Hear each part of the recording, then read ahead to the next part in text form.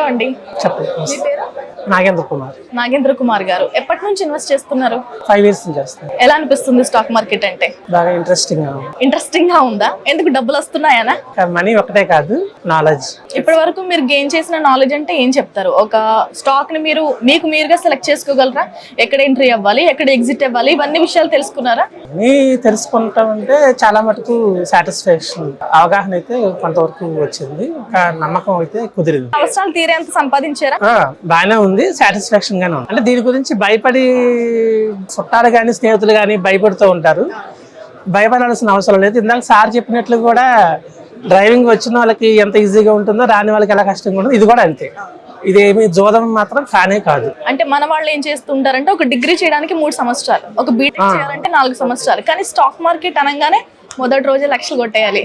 అంటే ఒకేసారి ఇన్వెస్ట్మెంట్ ఎక్కువగా పెట్టకుండా దశల వారీగా పెడుతూ ఉంటే కనుక మనకు కూడా కొంత అవగాహన వస్తుంది. టైం తీసుకొని ఇన్వెస్ట్ చేసి డబ్బులు సంపాదించుకోవాలి. అంటే ఎక్కువగా మార్కెట్ ఎప్పుడైతే పడిపోతుందో అప్పుడే మనం వెతుక్కోవాలి. మన ఇన్వెస్ట్మెంట్ అప్పుడు పెడితే మనం అప్పుడు పెద్దగా నష్టపోమని అనిపించింది.